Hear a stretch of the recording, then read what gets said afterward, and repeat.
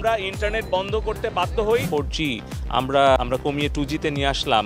কখনো internet shutdown হয়? আমরা জিজ্ঞাসাবাদ করেছি সাবেক আইসিটি প্রতিমন্ত্রী জুনায়েদ আহমেদ পলক। জুলাই আগস্টের এই অভ্যুত্থান চলাকালীন সময়ে ইন্টারনেট বন্ধের যে নাটক করা হয়েছিল, সাবেক ডাক ও টেলিযোগাযোগের প্রতিমন্ত্রী জুনায়েদ আহমেদ পলক স্বীকার করেছেন জুলাই আগস্টে গণহত্যার সময় ইন্টারনেট বন্ধের নির্দেশ শেখ হাসিনার।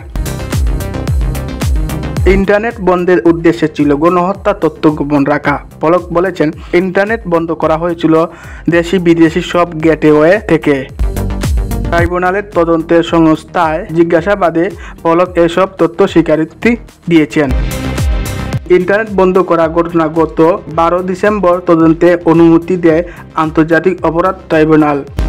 ইন্টারনেট বন্ধের ঘটনা কোনো দুর্ঘটনা বা অগ্নিকাণ্ড কারণে নয়, বরং এটি সুশৃঙ্খলা পরিকল্পনা অংশ ছিল।